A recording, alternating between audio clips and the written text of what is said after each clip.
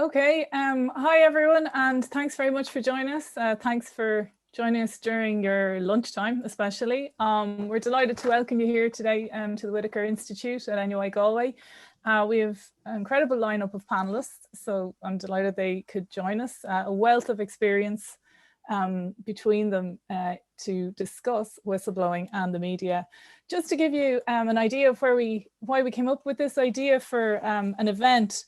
Along with colleagues Megan Van Poortvliet at UCC and Lauren Kearns at NUI Maynooth, we've been researching this topic for many years, and we realised that there's an awful lot of focus on, say, the specifics of legal change, or a lot of focus on organisations enabling whistleblowing disclosures.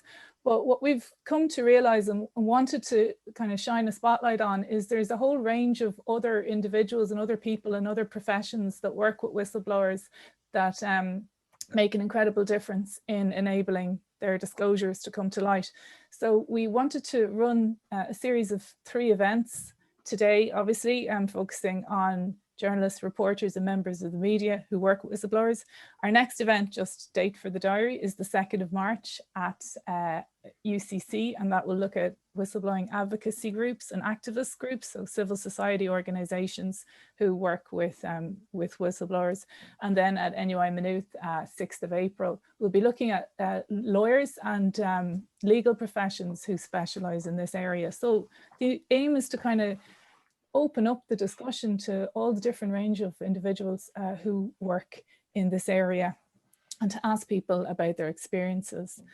And I just want to stress, I suppose, before we kick off, that anyone in a situation where they are speaking out in their organisation and feel that they're experiencing reprisal, it is important for you to understand your rights. And, you know, these obviously differ from country to country and sector to sector.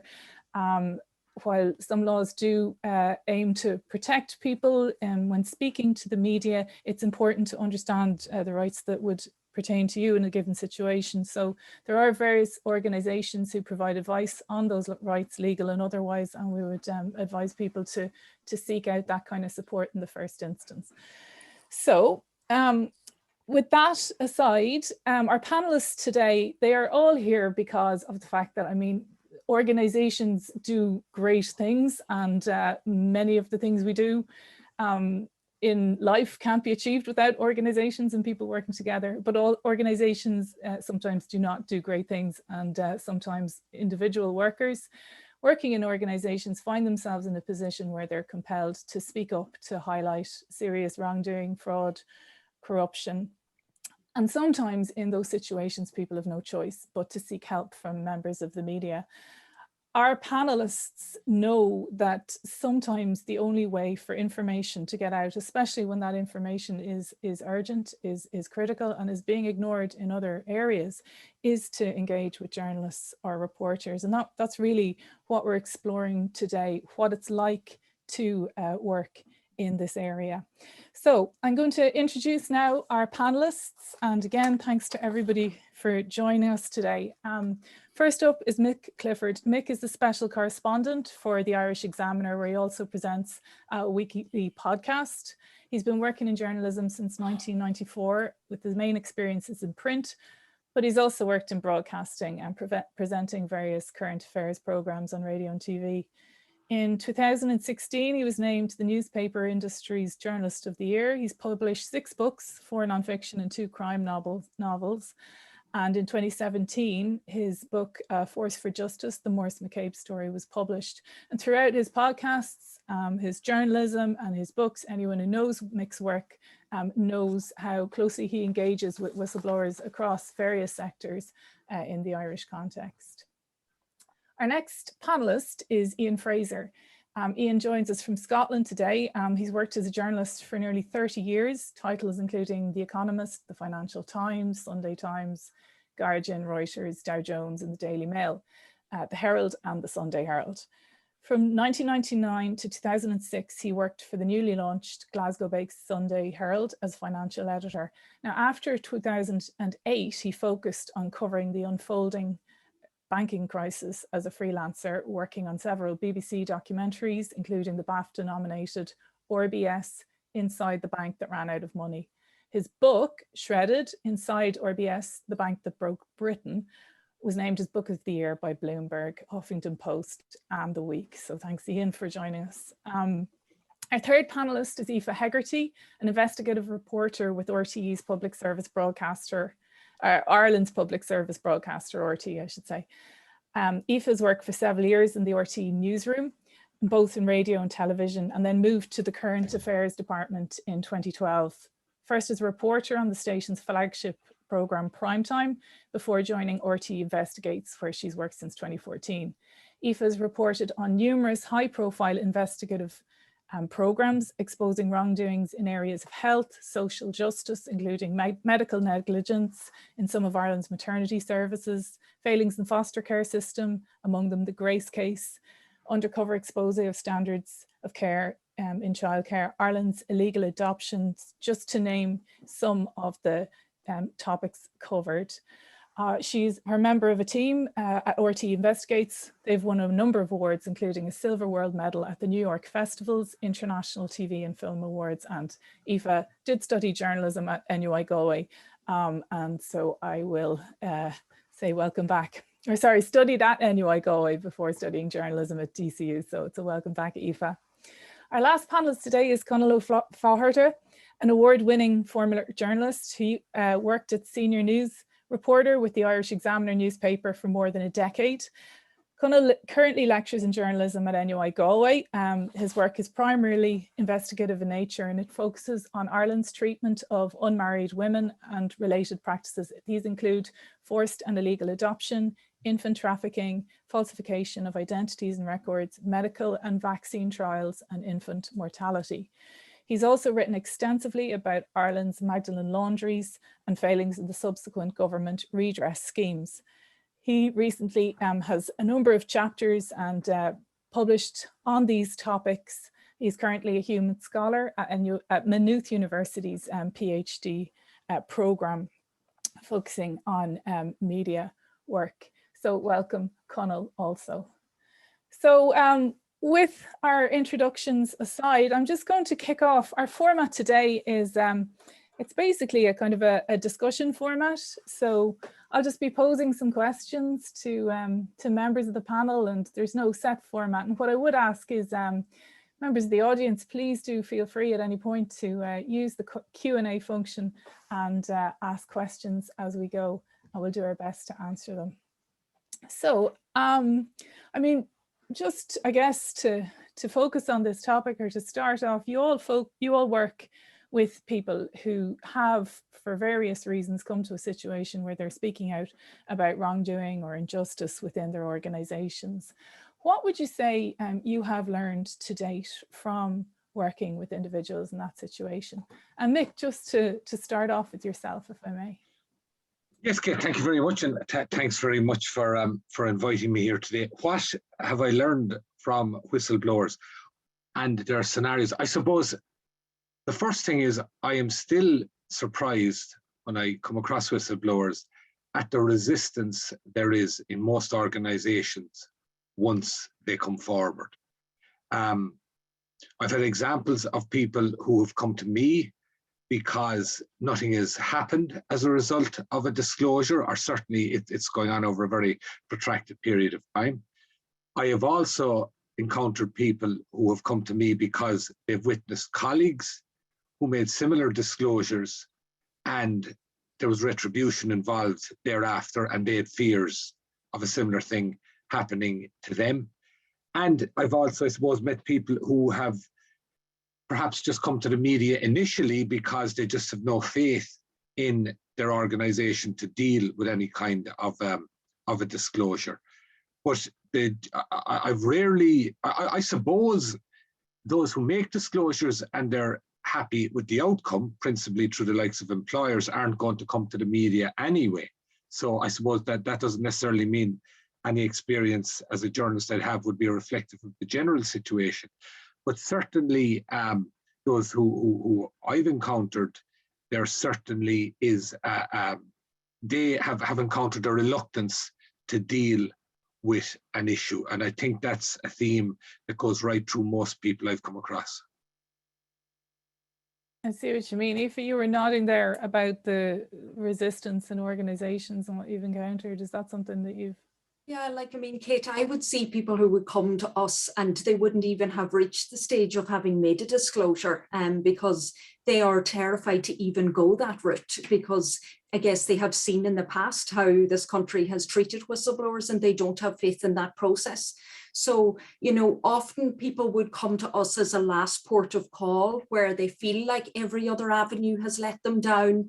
But you also have people who actually just turn to us as their first port of call because they don't see that there is even any point going through the whole mechanism or process before you turn to a journalist. And I mean, in some of the cases where I would have dealt with people before, you're talking about people who are absolutely terrified. I mean, one of the stories we would have done in the past to illustrate it through an example, I suppose, would be through the failure of one audiologist in the west of Ireland who was providing paediatric services to children there. And this employee could see that things were going wrong, was one person of many who had concerns, could see that it was being looked into, but it was moving at an extremely slow pace, and could see that children were suffering as a result, you know, speech development, everything was slowing as a result of not being able to hear properly. And that person wanted to try and get it out, and she wanted, you know, she knew that if pressure could be put on, that things would maybe move quick, but was so terrified of putting her head above the parapet, you know, of being heard in some way, that when she initially reached out to me, it was like through an intermediary. So she had someone else ring me first, because she was so afraid of even her voice being heard by me, you know, in case there would be some sort of a knockback or impact for her. And I think with whistleblowers, it takes that time. Like it's not something that happens overnight. You have to build trust with them.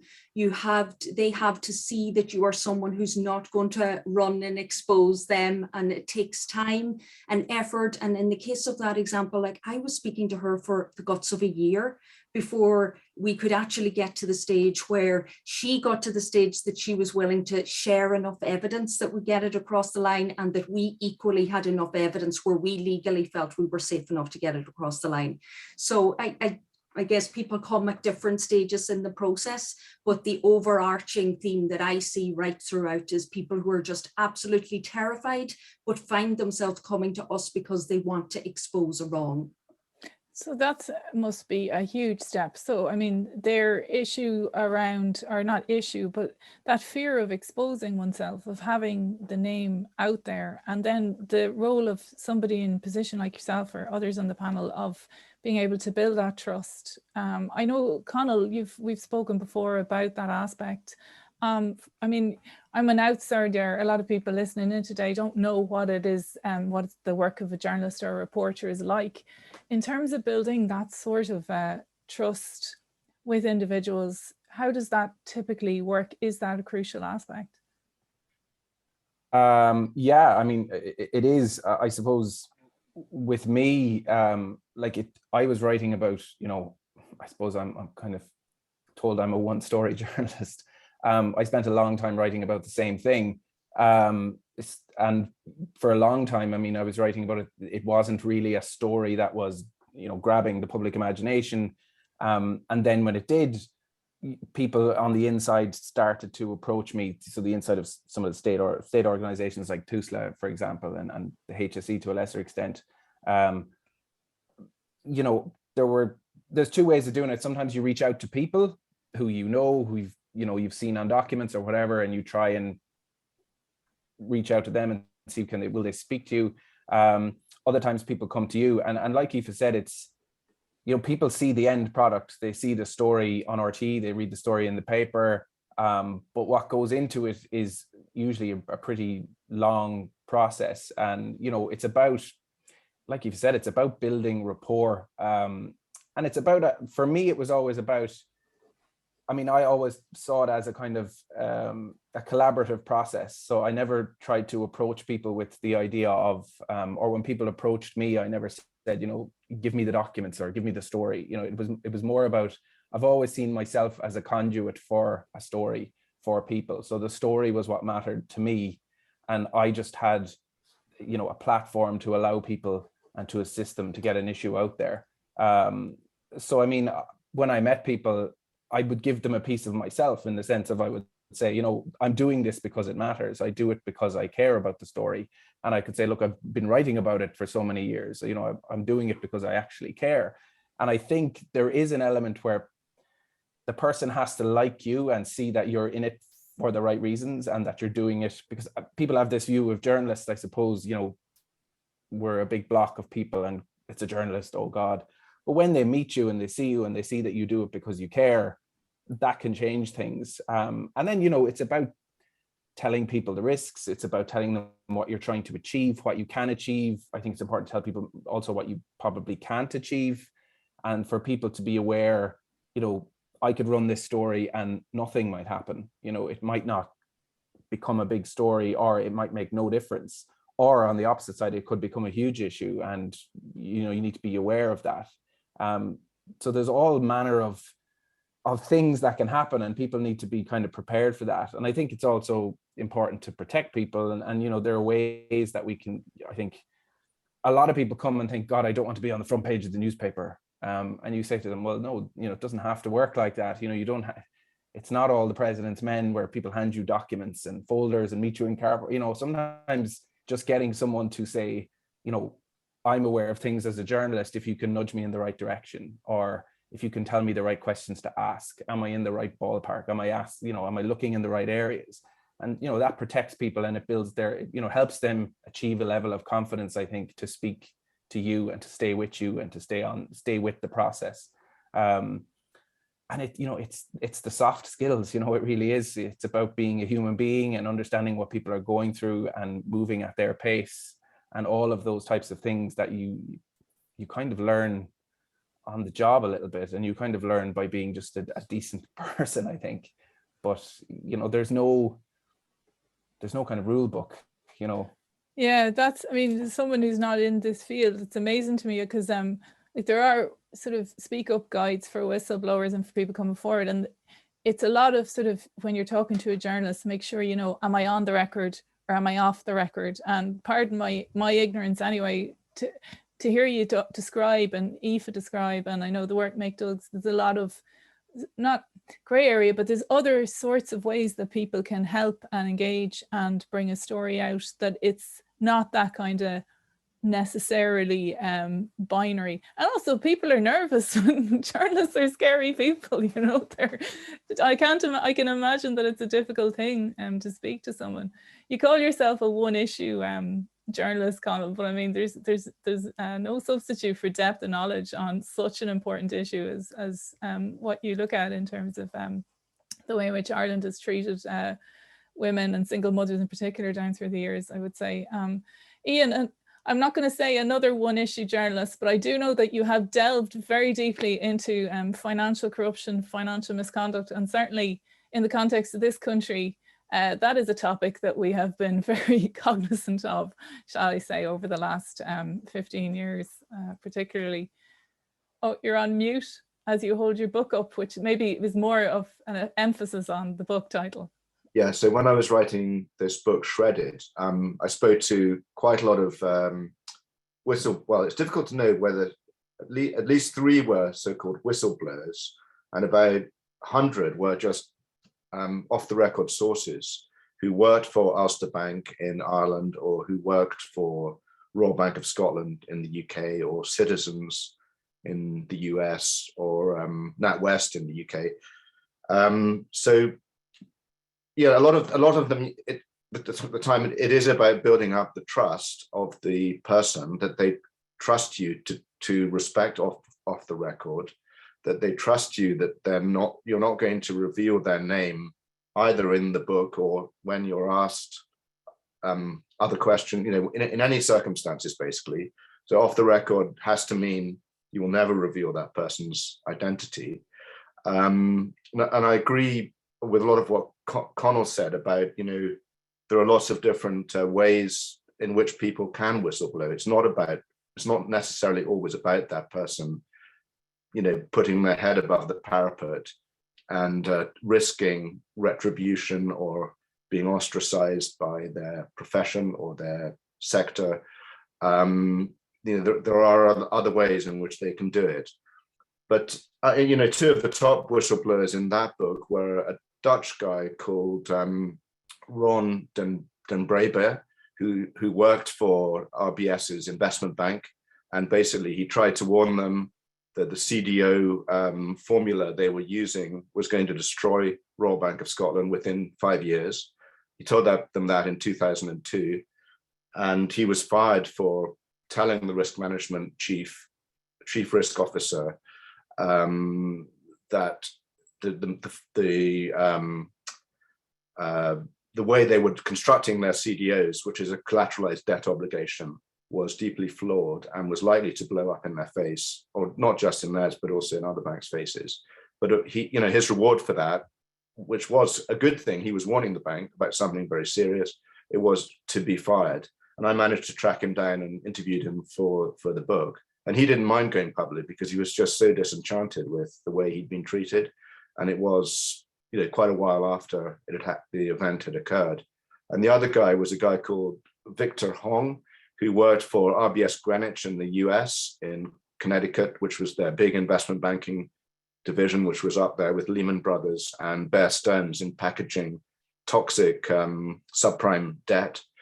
And yeah, he was again willing. He was actually quite wary at first, but he did talk to me, and in the end, he was willing to go on the record about it.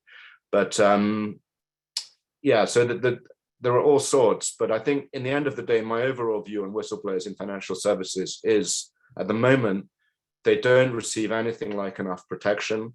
They are so easily maltreated by their organizations and ostracized by their peers and frozen out of banking for life because they've dared speak out because of this thing called the omerta that exists within banking. And so they are taking a massive risk, and they may completely destroy their careers. But that's wrong. We need a system where whistleblowers are respected and are rewarded, and that's what does happen now in the States. And there is a chance that Victor Hong could get a reward from the Department of Justice and the Securities and Exchange Commission of hundreds of millions of pounds for blowing the whistle on RBS's investment banking operations. But that, to me, it's healthy that whistleblowers are properly rewarded by the regulators to whom they reveal wrongdoing. In the States, under Dodd-Frank, a whistleblower should get around about 10% of the financial settlement, or DPA, deferred prosecution agreement, which the bank signs with either Department of Justice or another regulator. And so that can stretch into the hundreds of millions of pounds. So I guess that is quite a good incentive to people to do the right thing and blow the whistle. Sorry, I was muted. Yeah, and a massively controversial and I would say issue in Europe. It's that idea of rewards has been debated and is ongoing because, like you say, on the one hand, well, are you going to get someone in financial services to come forward if they're willing to speak up, but also risking their career and a livelihood that is, say, built on quite a generous salary package, and the thinking being the only way to attract something like that, a disclosure like that, is to reward it. My understanding is this was debated in the UK House of Commons, and the idea was, well, culturally we're not like that here, kind of thing. People come forward because they're ethical and they're moral and they want to do the right thing. And so, so I think the reward area, but you can see the kind of the cultural stereotypes that come into play on those discussions around rewards. That is fascinating. It's financial services as well is one of the sectors that's had the most focus on whistleblowing. I mean, after the crisis, you had the FCA, the introduction of a number of different measures that were supposed to support whistleblowers actively. And here in Ireland, I think it was the Banking Culture Review Board, and looking into how to support whistleblowers. But as you say, the culture in many cases is a difficult one to change, Does that resonate with your own work, Mick, at all? these issues around rewards and not so much financial rewards, to be honest. I mean, obviously I see the value in it. Terry Prone was writing about the Examiner this week, actually, the fact that they do it in the US. But the cultural aspect is something I find interesting because, like you mentioned, the banking culture board and that.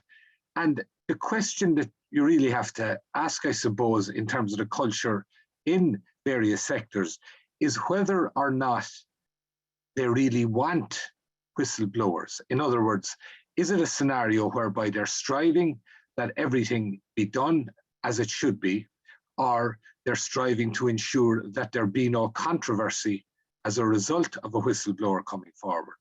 And unfortunately, my experience is it's the latter very often, that as long as there's no controversy that'll make itself known either now or some point in the future, there's no real wish that whistleblowers are facilitated to come forward in that respect. That would be my experience of things in general. I mean, one area where I've a fair bit of experience, this is in the prison service in this country, that to my mind is very much governed by the fact that the governing principle is that there be no controversy rather than anything else, that it comes under the Department of Justice, and in terms of the public, justice is mainly concerned with issues around crime, the Gardaí, the courts, prisons, nobody wants to know. So the guiding principle is whatever happens, let there not be controversy. And as a result, I have seen a number of instances where in a normal workplace situation, where there might be a standard investigation into something that went wrong, that doesn't occur at all. And therefore, the only route that anybody has is through a protected disclosure. And I've seen that in a number of cases. And also in that regard, protected disclosure investigations are outsourced and they can go on for 3 or 4 years. I know of 2 instances in the prison service where they're going on for over 3 years to investigate relatively minor issues. And the other interesting one in that respect was how I came into looking at whistleblowers in the prison service. An individual made a protected disclosure anonymously about a case which involved sexual harassment of a prison officer and a subsequent settlement by the state, which was very dodgy in itself, the way it went about. Now, one phone call would have established that this disclosure, when it was received, was serious, was bona fides, and came from somebody who knew exactly what they were talking about. Yet absolutely nothing was done. That individual eventually came to me after about 4 or 5 months. Within a week of me publishing the story in the Irish Examiner, the prison service announced they were opening an investigation. They outsourced that. It took another 13 months for that investigation to be completed. And the ultimate outcome is there was no sanction for any. One of the people who had been involved retired in the midst of that investigation quietly, allegedly nothing connected to it. But the ultimate outcome is there was no sanction for anybody. And that would be relatively typical of that scenario, the way I've come across it. I mean, the one exception, quite obviously, is what happened with Maurice McCabe, but that was exceptional in so many ways, but particularly because of the way in which it leaked out into the political system. And that's where it got traction. Vast majority of cases, nothing like that will happen. And that's why it's and like all journalists, I have a vested interest in people going to the media, but I very genuinely, I have to say, and I've been astounded by this, the number of times I've seen situations where nothing is done until it suddenly appears in the public domain through the media, and then something is done. To me, it's an unbelievably stupid way to run a state, but I have actually seen that happening time and time again. It's incredible. And thanks for being so frank about it. In terms of the outsourcing of protected disclosures investigation, I'm not sure is something people know about. As in, we don't think about internal investigations as then going outside. What sorts of organizations are brought in to outsource, in your experience? Well, organizations like Mazars, and that's one actually that does a lot. They actually they put out a tender for some of these, and there are issues around that too.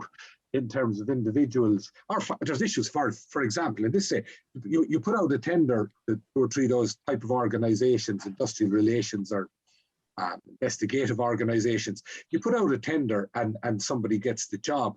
And then, you know, the nature of the investigation that follows is that company or firm compromised to the effect that if they do a very thorough investigation that doesn't reflect well in the organization they're investigating, do they think, well, am I going to get any more work? So, I mean, and again, I've come across scenarios like that as well, which is crazy. But the reason it started being outsourced, as far as I can gauge, is because similarly, there have been questions raised about internal investigations. So on one level, it does make sense, but in my experience, they're also very protracted. And again, you have to question whether possibly in some cases there's a conflict of interest there. Yeah, it's fascinating. I suppose the time issue that you brought up, and others were nodding on the panel, while all of this trucks on, you're talking, you mentioned 13, 14 months ago, much longer. And there's individuals in the organization working, and presumably the thing they were speaking up about in the first place is ongoing too, as these things make their way through the bureaucratic processes. And I guess is another reason in terms of disclosures to the media, if urgency is what's on someone's mind, you can see the logic there. Aoife, you're nodding. Is that something that you've kind of come across? Know how long the process is going to take, and maybe they kind of think if they turn to the media that might be one way of expediting that process. But I mean, I do think sometimes there isn't an understanding when people come to the media too of the fact that it just can't be on the newspaper the following day, or that it can't be on the television that night, you know. And I think it takes time to sometimes explain that to people, and that because the burden of proof on us and for their protection as well is just so high, you know, is that what we have to meet in the often, you know, that takes a lot of time to be able to gather the evidence that you need. But I mean, it can have great outcomes. Like, I mean, we were approached by someone who was working with Lloyd's Pharmacy, and they had detected, well, very clearly, all the employees were being encouraged to push this certain type of transaction in the pharmacy. It's called phased dispensing, basically, where you get your medication in a kind of a weekly pill box type thing. And it meant that the pharmacy was then putting in a phased dispensing claim to the HSE, so that every time, because it was just given out in weekly batches, they could put in another charge to the HSE each time. So this employee came to us and said, look, this is going on. We're all being given monthly targets where we have to convert so many customers per shop or pharmacy to this phased dispensing. And then, so in other cases, you have they showed us this documentation where this encouragement was happening, putting it nicely. And then you have other people where actually they were being given all their medication at once, but yet they were able to show us evidence that the state, the HSE, was being charged for phased dispensing. Now, off the back of us doing that report, Lloyd's Pharmacy, which, I mean, they were Ireland's largest pharmacy chain at the time, I'm sure they still are, but I mean, they made a €12 million repayment to the state. And a number of other pharmacy chains were investigated off the back of that, and other multi-million euro settlements were also made.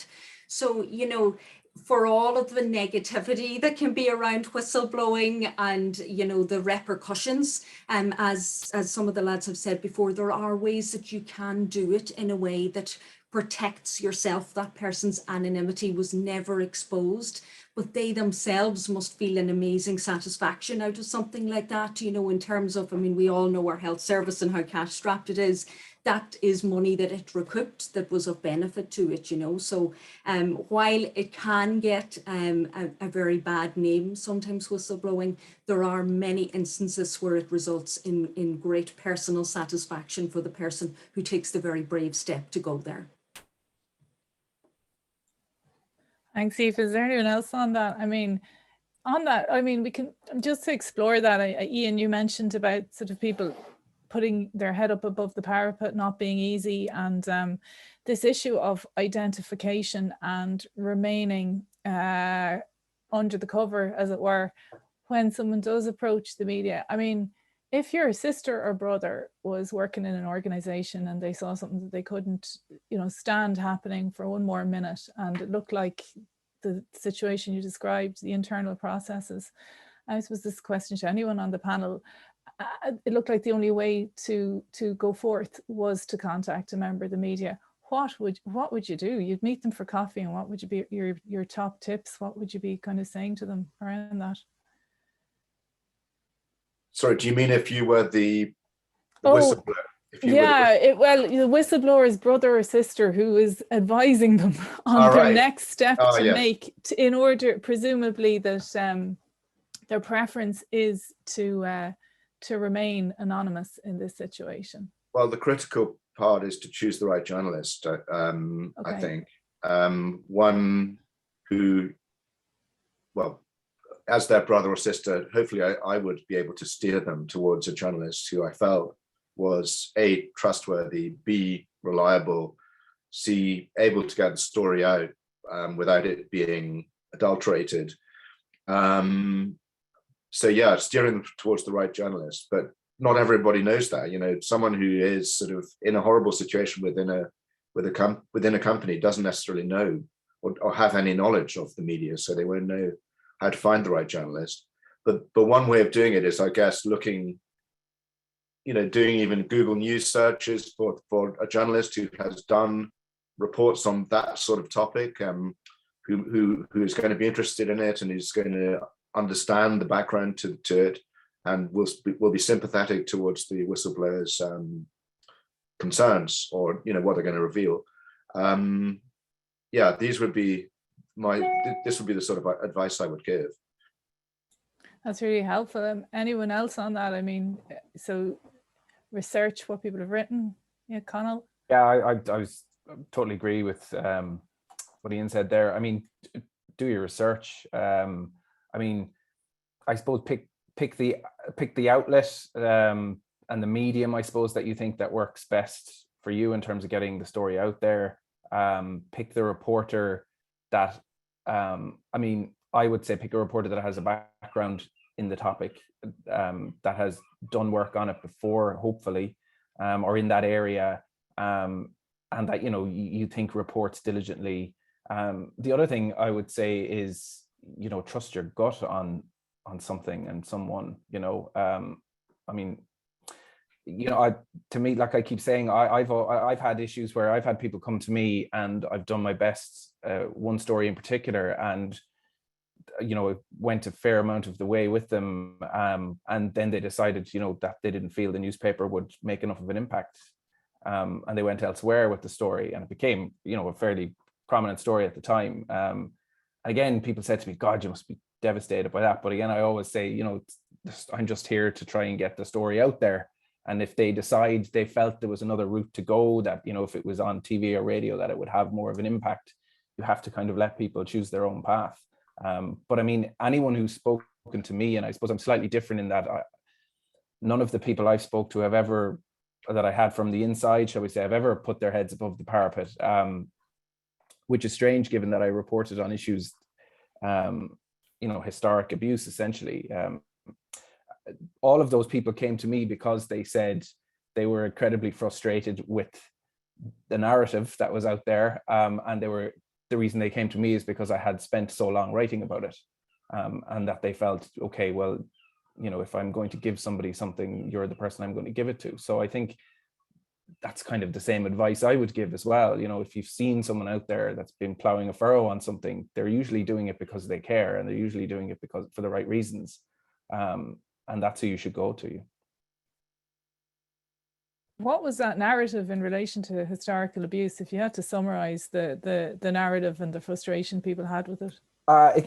Do you know what? It goes back a lot to what Mick said. And it's the one thing that I found, the longer I reported, just as a journalist in general, and the longer I reported on the topics that I wrote about, was almost doesn't matter what the story is in Ireland. You're writing about culture. You're writing about a state reaction to something, which is usually to insulate itself and protect itself from any form of criticism. So it reverts to extreme defensive-ness. And I found my job essentially was to change the narrative. That's where I always saw myself as going. So I'll give two short examples. I mean, I started writing about illegal birth registrations in 2009. And in 2018, the minister gave a press conference to say, you know, we've uncovered evidence that this has happened around St. Patrick's Guild. I mean, I literally spent the best part of 8 years writing about that exact issue and that exact same organization and others. And, you know, a lot the media reported that because it was a press conference and it was prominent. But I mean, that was the state essentially attempting to control a narrative by saying, well, this issue has now emerged because we've discovered it and now we're taking action. So I was instantly, my attitude is to say, well, no, there have been people speaking about this and trying to raise this issue for a long time. Similarly with, you know, the Magdalen Laundries issue, again, you know, we get state apologies around these stories, but what happens is there's a state apology that gets a lot of coverage, and that's the state's line. The state's like, well, we've apologized, now we're doing our best. But I then started to report on redress schemes because obviously the devil is in the detail. So we have the state saying sorry on the one hand, and then spending the remaining 5 or 6 years that I report on the Magdalen redress scheme, trying to find ways how to essentially deny people access to redress. So I was always trying to change the narrative on that. And when people came to me on, for example, what was known about mother and baby homes, I mean, I knew obviously because I'd written about them, but when the issues around Tuam were exposed by the work of Catherine Corliss, you had a lot of politicians and members of government standing up saying, oh God, well, now we know. And I was fully aware that there was obviously state and institutional knowledge of this issue before. So I was chasing that because I was like, I have to change this narrative because it's not accurate, and it's giving the state a pass when it doesn't deserve it. And I did get, you know, people came to me with documentation from within TUSLA and from within the HSE at the time, from 2012, so from 2-3 years earlier, where these issues were being raised. But the only reason they came to me, which refers back to your earlier question, was because they had seen I had spent so long writing about it. These people would, I would say, have a jaundiced view of journalists now, and certainly did then. And the only reason they did it was because they said they were irritated by that narrative themselves. And they work within that culture that Mick outlined that instantly reverts to defensiveness. And they kind of felt they have had enough of it. But the only way they could do it was to push it out there to a journalist, which I think is rather sad in Ireland, that's kind of the only recourse people have. Can I just I have to make a point there, what Conal said about the work he did. And I remember that 2018 be struck by that. It was absolutely crazy. He'd been doing work there for the guts of 10 years, and suddenly they wanted to try and control the narrative. It was stupefying. Just quick thing about the journalist. Somebody mentioned, and people mentioned going to somebody who's in the area.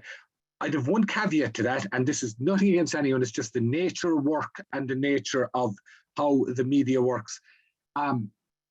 Specialist journalists who are covering a beat on a daily basis have a very difficult job.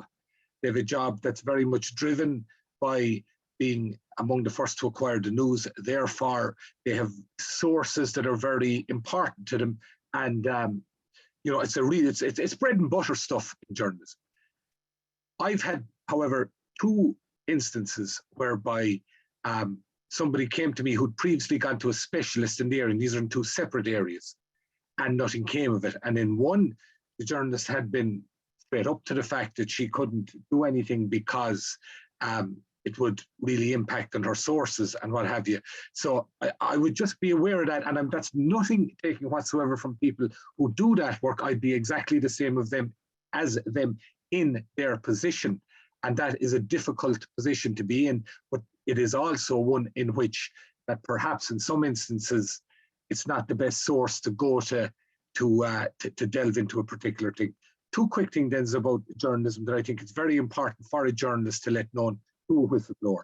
One, I always say, look, I think this is shocking. I think it's going to have a big impact, but I could be completely wrong. And my experience is the odd time, yes, it does have a big impact. Other times it just doesn't happen. And I think it's always important to manage people's expectations in that way, to let them know that this, you know, whereas I personally think it's shocking, I think it's newsworthy, I think it should make massive headlines, that is absolutely no guarantee that it will, and very often it won't. One other quick thing then, and that is also, I think it's also important to tell, or at least I do, to tell somebody who comes to me, look, I am never going to reveal who you are.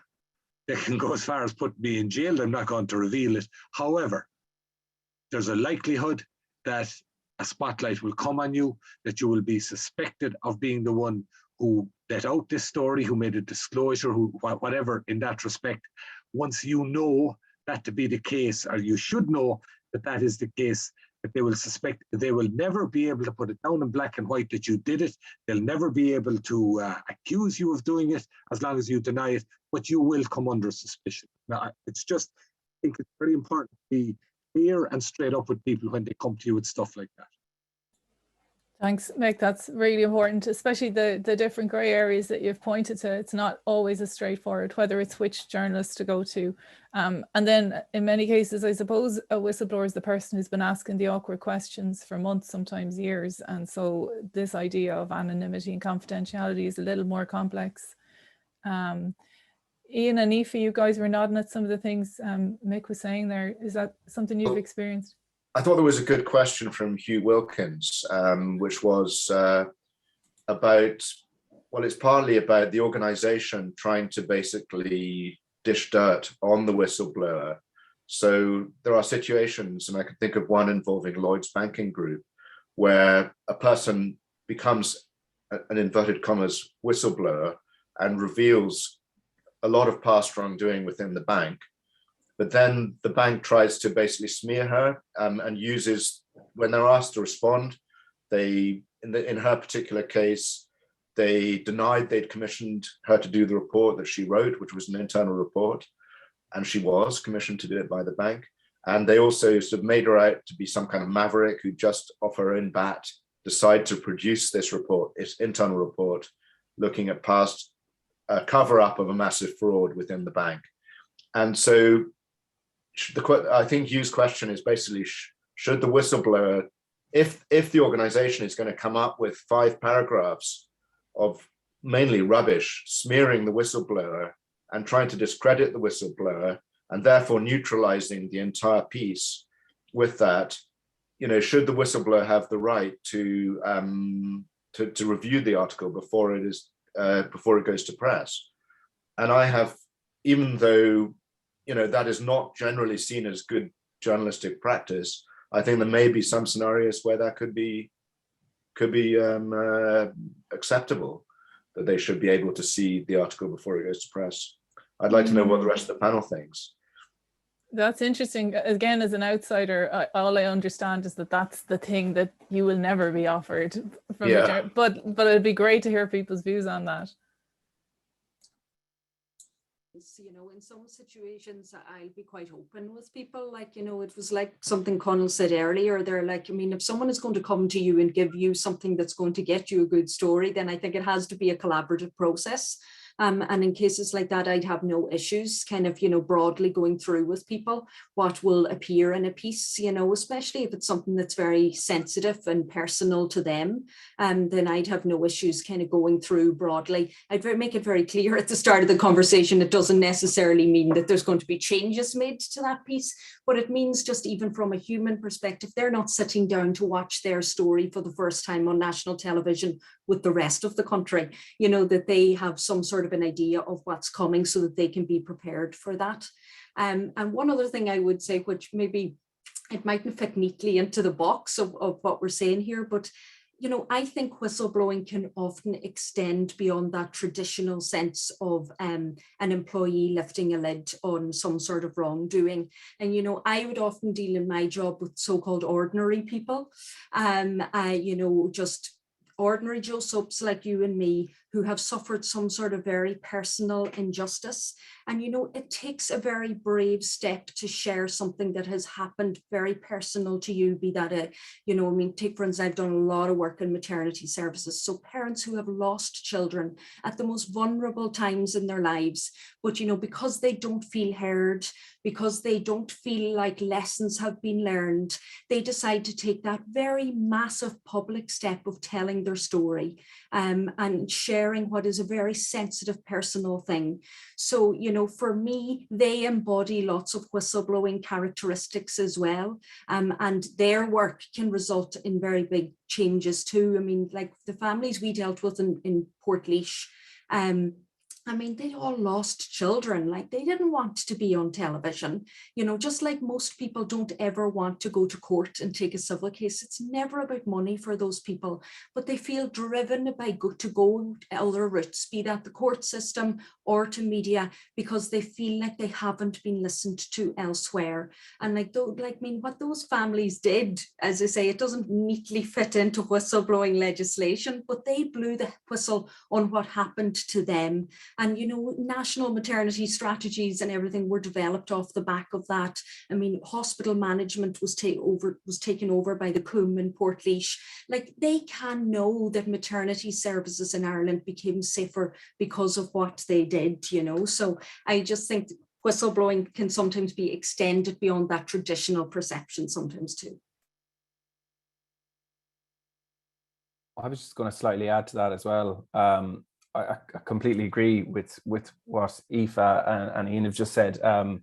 Like, I think there's a lot of so-called rules in journalism that are a bit daft, and you know, one of them kind of being you can never show anyone what you write before it's published. I've never understood the logic of it. I get it to a certain degree, because you know, you don't want people controlling the content or the tone or whatever.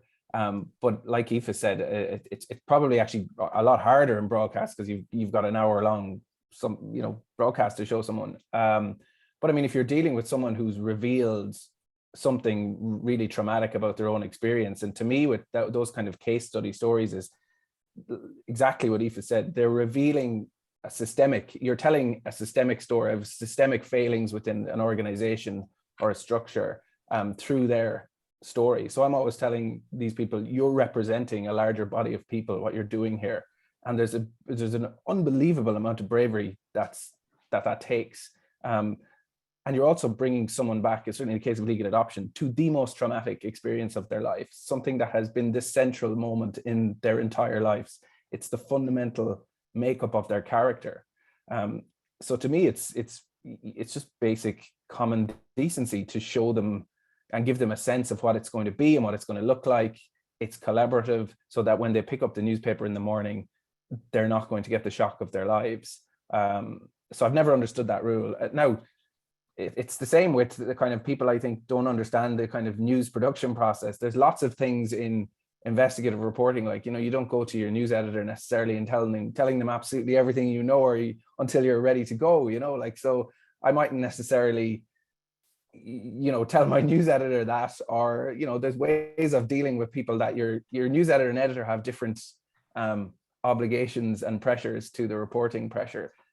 So there's a tension maybe around that, but no, I've always felt that you have to do that. Not always, but I mean, if someone wants that, it's always been something I'm very open to. And it's like that line about journalists have to remain extremely objective and not be, you know, almost that we're uncaring. And I think that actually damages journalism, because I think that helps portray this view of journalists that we're just chasing a story, when in fact, the vast majority of journalists that do deep dive kind of work, they do it because they really care. They do it because it bothers them. It keeps them up at night. You know, I mean, the stuff I did, I mean, you know, it's the driving focus of my life, like my career. It's what I do, and I will do it till it's, you know, done. So we do actually care about what we do. And I think by telling people we stand apart all the time, we probably do our own industry a little bit of a disservice, I think.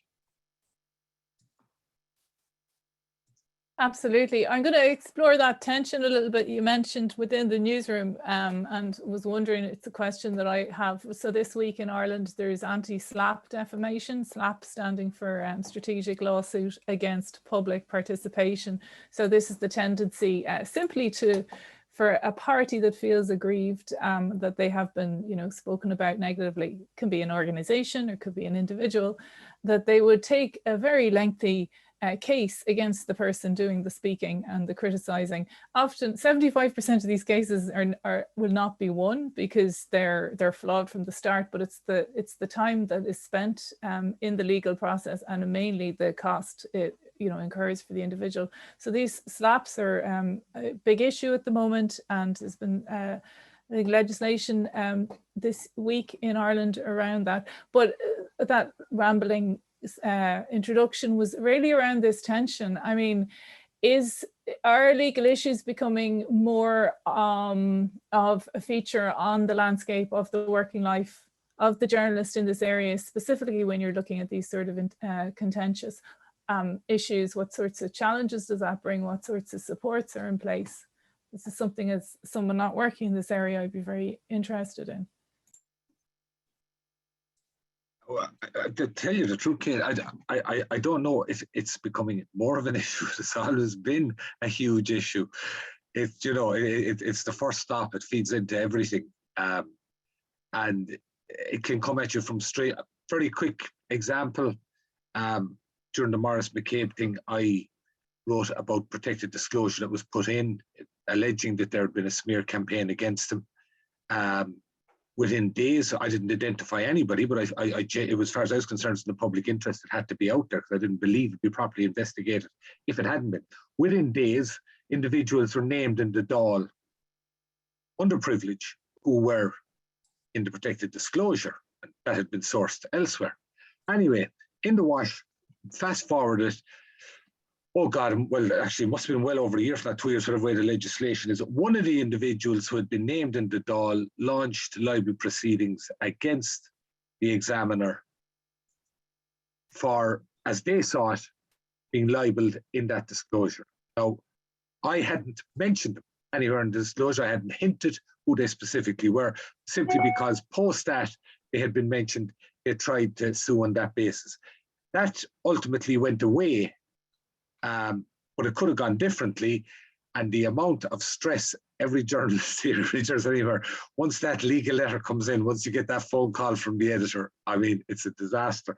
But it definitely feeds into everything. And I know, for instance, there are one or two individuals, if I received relatively solid information about them even in the morning, there'd be nervousness inside in the newsroom on the basis of history and legal threats with that. And remember, the big thing with all of these, the vast majority are threats, and the fact that all they need to do is start threatening, and then any media organization has to weigh up the protracted nature of the legal process, the cost of going through that process, and put that in the context of, finally, if it gets into court, chances of winning, and beyond that, even if you win, the recovery of what could be a huge outlay of legal fees, because most individuals who are going to sue you won't have the money to pay even if you win. So it is a huge issue, and it is an even bigger issue in terms of anything investigative, because no more than the whistleblower and what they're faced up against by an organization that doesn't want it to come out, the media organization, the journalist who reveals it, every stop will be made to try and discredit that as well. Thanks for that, Mick. Anyone else on that? Yeah, I was just going to echo kind of what Mick said. Like from my own perspective, everything Mick said, and I suppose from doing, in terms of the news gathering process, I tend to try not to worry about the legal aspects until I figure, like, get the story and then see what you have and then write it and then worry about the legal ramifications when it comes to that, because otherwise you'd struggle to sleep at night or whatever. But I mean, it's always front and center. It's always there. You're always having awareness of, well, what can I say? What can I not say? And the other thing is, people don't talk enough about is it goes back to what Mick said about having people have expectations when they come to you. Like I worked on a story for a really long time, and I thought I got a really, really strong and senior source who put a lot of trust in me and gave me a lot of access to material that, anyway, there was a lot of rules around what I could see and what I could use, and anyway, all of the things that we talked about, trying to get information and how to use it. But by the time it came to being legal, it was going back to Ian's point about, you know, stuff being adulterated. You know, I got back copy that I just said, well, that's not the story, you know, that's not what I want to go on. And, you know, and I'm not blaming anyone in the newspaper or in the legal side of the newspaper. They obviously look at things with a different view to me. But I mean, that was because of the defamation laws in Ireland. And that source never spoke to me again. Literally stopped all contact, and more or less said, you know, oh, I knew this is what would happen. And that goes back to the kind of expectations people have and that you give people, and say, look, I'll drive the car as long as I can and I do my very best, but there are times when I just couldn't get it to the point that it needed to be. I could have gotten a story, but it wasn't really, I didn't think it was the story that needed to be done. So I kind of stepped back at it. But yeah, it's one of the frustrations of the job. But I think you just have to get the story and then try and see, can you get it over the line? But that's where the battle begins. Yeah. It's fascinating. I think I have noticed that in Scotland, at least, the media is becoming more cautious, and the lawyers becoming more cautious. The media lawyers are becoming more cautious than they were, say, 15 years ago. You know, basically because of the changing economics of the media, the resources to defend cases and to invest in legal backup is probably reduced. And so, you know, whereas say in 2005, the Sunday Herald was quite happy to push the boat out on a story which involved a whistleblower, which revealed massive wrongdoing by a bank, and prepared to ignore threats of libel actions from senior executives from the bank afterwards, from top law firms. You know, now they basically roll over. They're much more likely to just roll over at the first time they receive a legal letter from a top law firm, and they'll publish the hard copy version and pull the online version from their site. I've certainly found this with certain papers in Scotland. And the attitude has changed. They're basically much more nervous. And these slap things, I think, are awful. You know, you've got Tom Burgess, who's a journalist at the FT, who has written about ENRC, Eurasia Natural Resources Corporation, and you know he's facing some pretty heavyweight libel cases that are ongoing. There are two of them. One's against him and HarperCollins, which is the book publisher, and one's against him and the Financial Times, which also published articles about the same topic. And it's basically having a chilling effect. You know, these oligarchs who can come in and use Schillings, which is a London law firm, or use Michon de Rea, which is a London law firm, or use CMS, Cameron McKenna, or Carterac, just as a way of basically shutting down criticism. And this is a major issue, I think, at the moment. Yeah, and it goes back to something Conal mentioned earlier, just around the choice of alternative media. I suppose if we see this, and I suppose you've been talking about print media and probably to a certain extent television as a more formalized, shall we say, means of communication in terms of traditional structures. But I know, for example, Mick, your work with podcasts, alternative formats, maybe books for one example, but other sorts of broadcasting. And you've all engaged sort of in the online medium. Do you find hope or some sort of different way of looking at how these sorts of issues are going to be discussed going forward? I don't know. I mean, to me, the medium isn't the main thing as such. You know, obviously some mediums have more impact than others. I'd be very cautious altogether about the ways outside the established media, what do they call it, the legacy media, whatever the various words for the mainstream media, whatever it's called, simply because, you know, checks and balances, and people can claim what's balanced or imbalanced, but at least there's professional training, there's an attempt at balance, there's professional standards, and that once you go outside that, you get into a slightly a slightly dodgy area in terms of what's verifiable and what is somebody merely sounding off or presenting something without any evidence. Having said that, we've had in recent years, obviously, occasions when that has occurred and it's proved to be completely full of substance in that respect. Very quick thing, if I could mention it, just in relation to that kind of thing.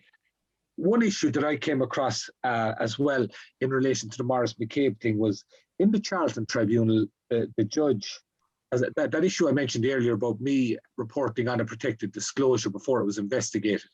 One of the recommendations Judge Peter Charlton had out of the tribunal that resulted from that was suggesting that the Oireachtas should look at whether media should be allowed to publish the contents of a protected disclosure before it is officially investigated.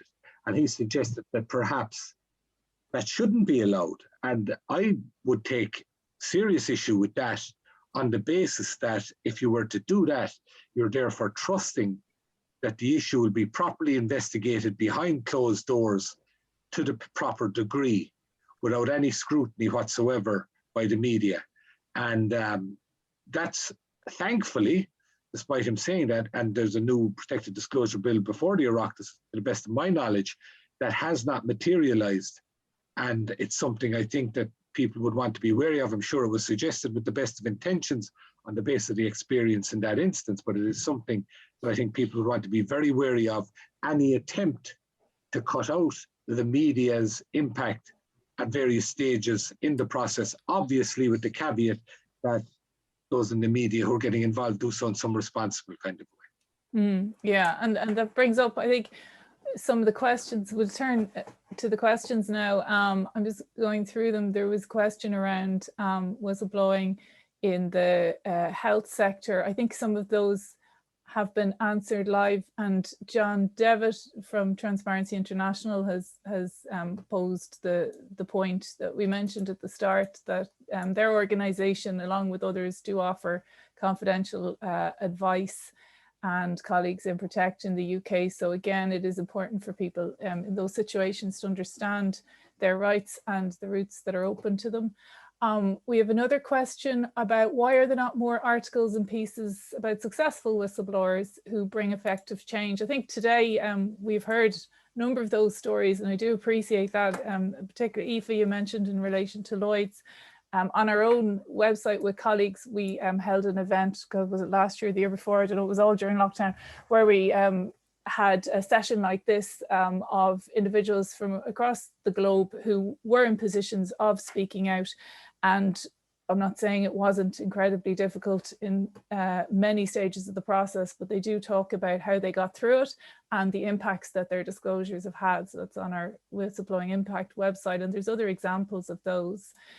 And an interesting question on, and I think this was when I was looking into financial sector whistleblowing for a book I was writing, this came up. How can the media keep the public's attentions on the revelation is the question, because you guys know in some cases, if you want to make a story palatable and attractive to get attention or to land the story, do you need a human face? And does that face need to be an individual? If they're experiencing reprisal, does it need to involve them, their human story and their families?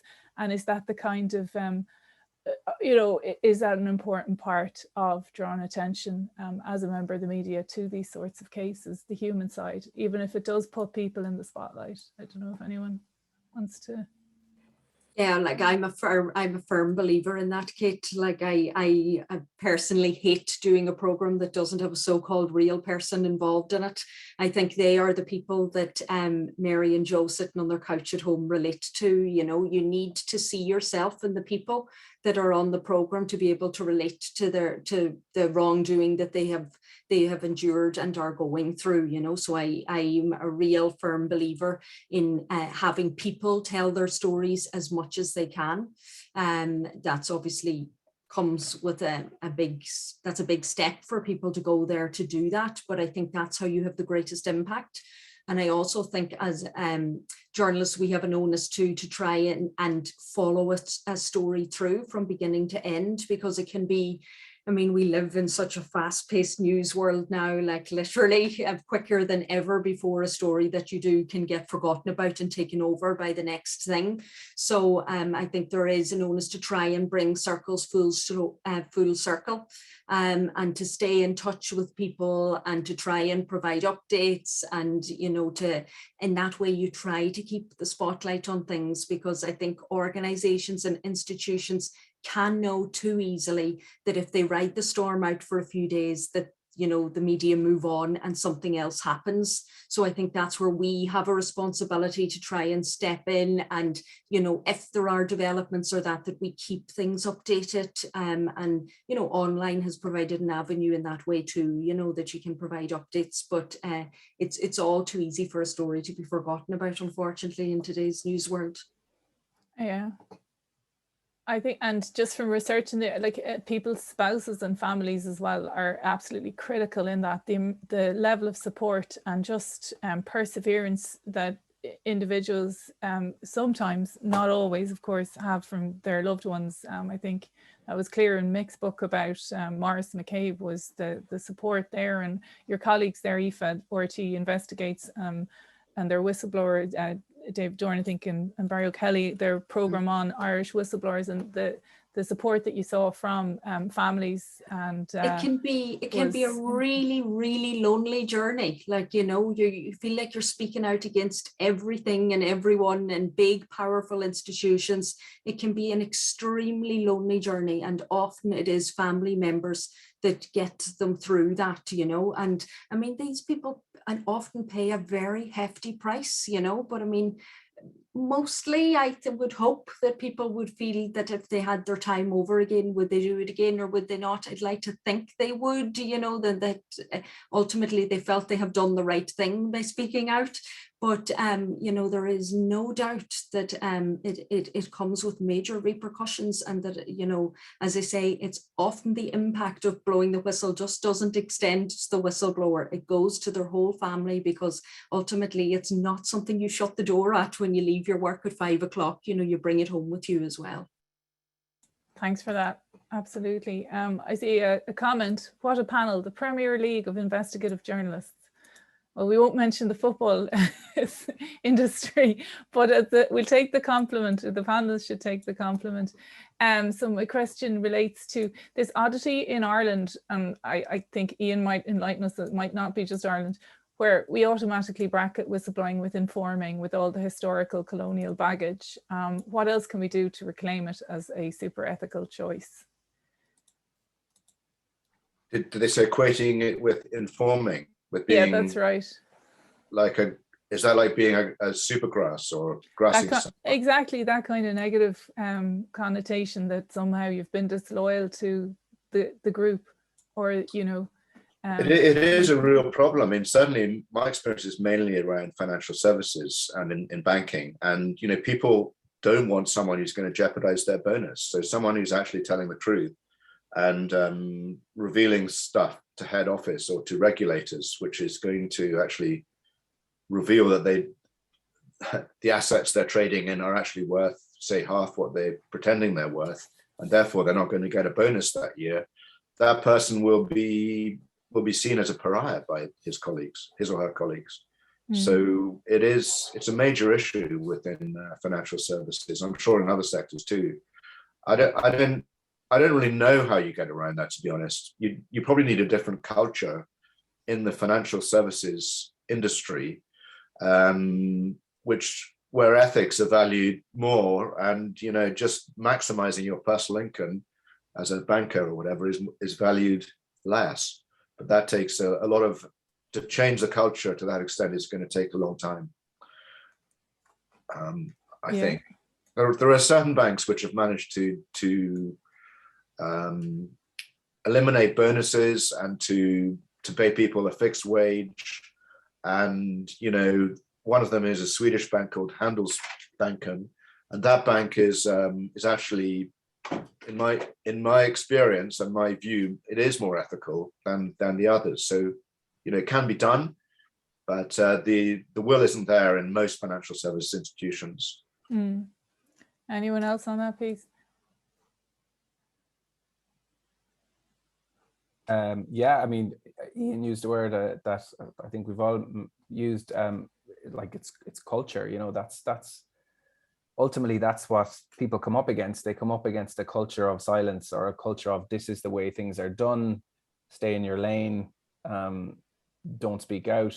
And in an Irish setting, and certainly with the state bodies I dealt with, I mean, I mean, I can only speak to the ones I wrote about, but I mean, it's so ingrained in how things are done,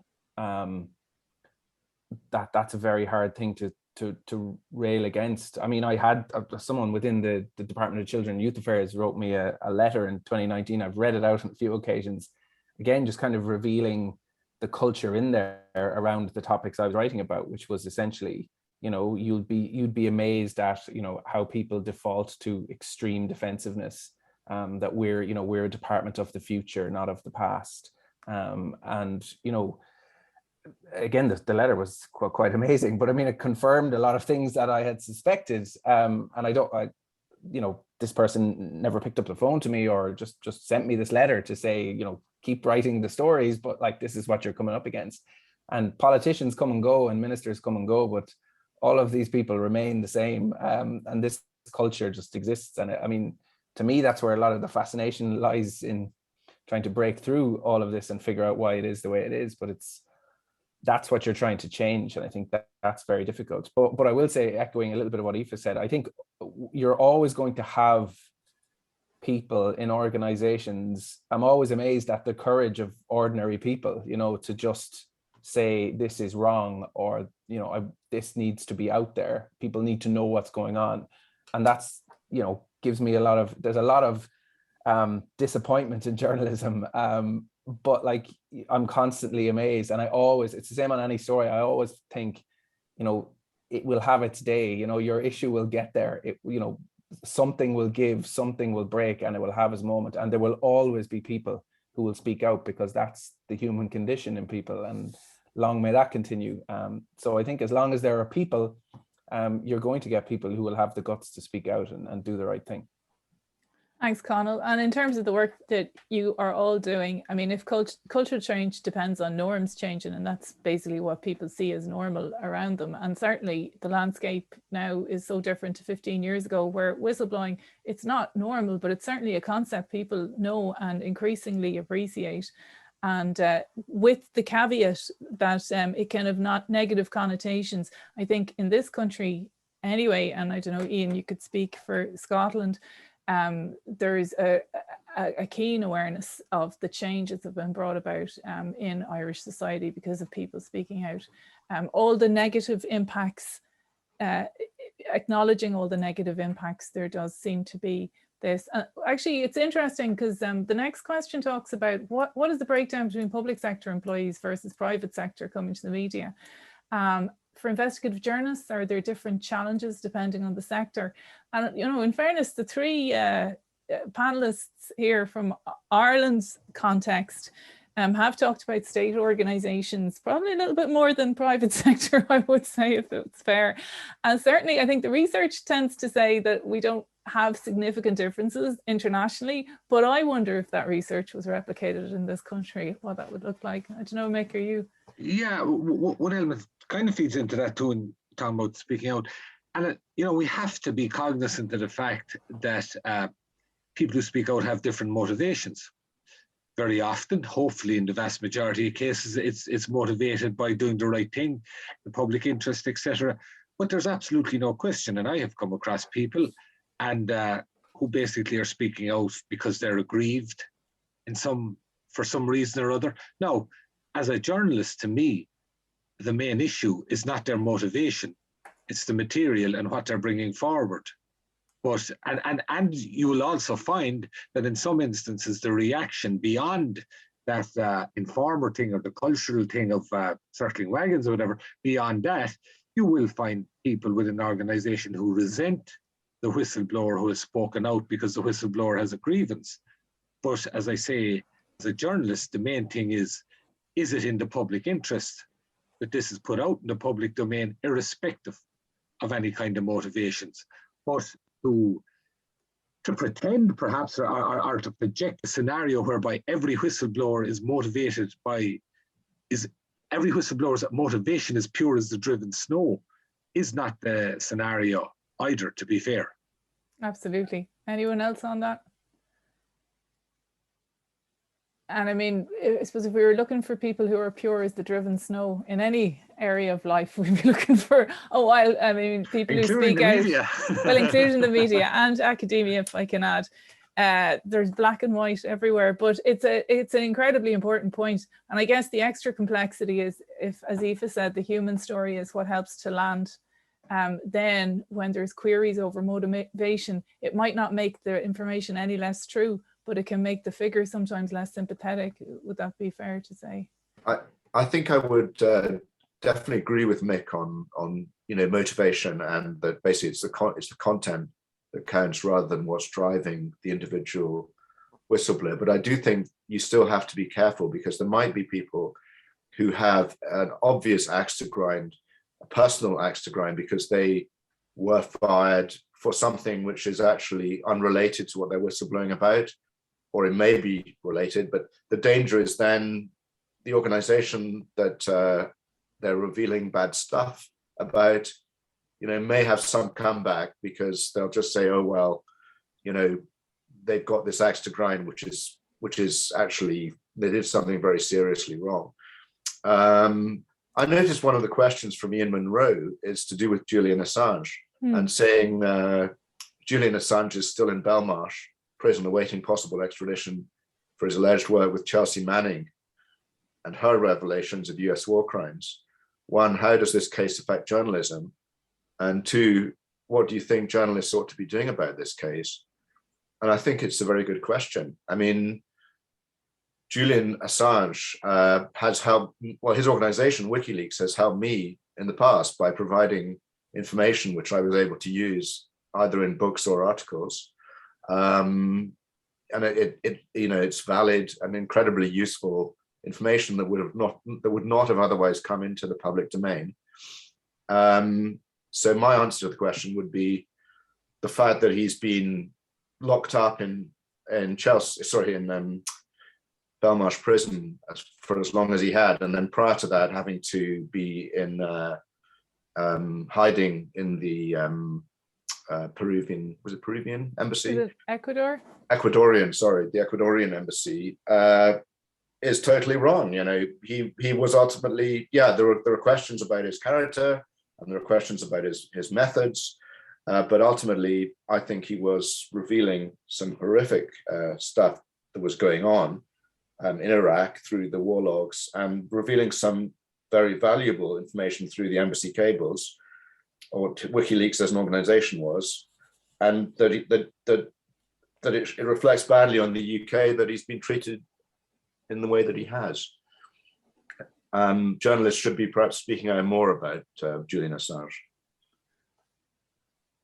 Any other views on Julian's case? Yeah, Aoife? No, sorry, I'm not going to comment on it, but one of the previous points that Ian did echo there, I mean, I would also say too that it's important that we don't eliminate certain people as whistleblowing sources as well. A whistleblower isn't someone in a collar and tie who works a 9-to-5 job with a university degree. It doesn't fit neatly into a box. And I think it's very important too that we don't discount certain people. Like, I mean, I've met people before from all different socio backgrounds who maybe haven't had the best start in life, but you know what? They actually have a very solid story, and when you work it through with them and you piece together the various pieces of the jigsaw, they have something very important that needs to be exposed to. So sometimes I would just hesitate to think that we think whistleblowers are all very professional, neat people. It doesn't always come that way, and it's important too that we don't, discount or think that certain people wouldn't have legitimate stories. Mm-hmm. That's incredibly important point to make.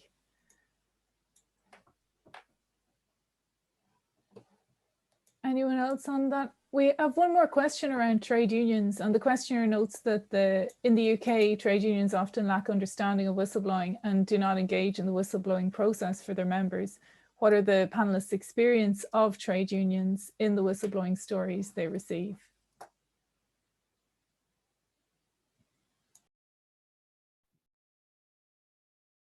Don't think, I mean, once or twice I've come across people who felt the trade union wasn't helpful enough, because very often the trade union, again, you're back to conflict of interest. There'd be other individuals in that trade union who might be the subject or impacted by the disclosure. So I've come across that once, but generally speaking, that's about the only experience I'd have had of it.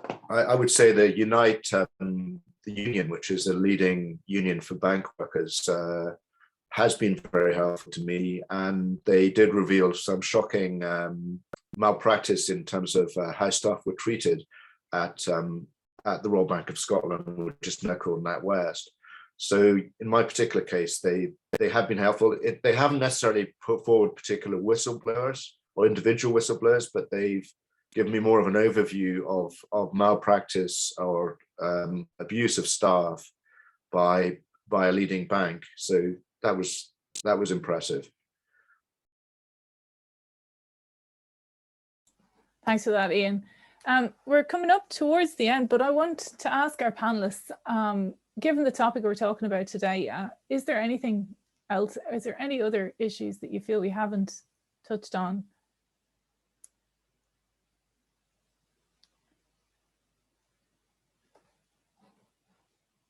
Well, if that's the case, I see our mute buttons are staying red. I feel that we have exhausted this topic. Well, it's never fully exhausted, is it? Because unfortunately, we'll wake up next Monday will be another scandal or another story with an individual trying to speak up at the heart of it. And so the one thing about this topic is that unfortunately it'll be staying with us as long as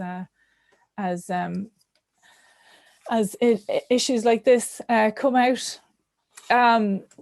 But I just want to say a huge thanks as we close the session to our panelists today, Ian Fraser, Mick Clifford, Ifa Hegarty and Colin O'Flaherty. You've given your time to us and you've thought these things through. And as I say, this is an area that doesn't get spoken about enough. And you've given us some incredible insights from your own work and practice, and absolutely sincere thanks to you. For anyone who's still listening, and I see most people have actually stayed with us for the hour and a half, so thanks for that. Just a heads up for our next session as I said at the start, this is a 3-part webinar series. The next session will look at advocacy organisations on March 2nd, hosted by University College Cork. After that then, on April 6th, we'll be looking at people who work with whistleblowers in the legal profession, and that'll be hosted by NUI Maynooth. Some excellent speakers at both of those events, so do tune in. And finally, thanks to the Whitaker Institute at NUI Galway for hosting and organising today. But before I close, huge thanks again to all our panellists, and look forward to seeing you soon. Take care. Bye-bye.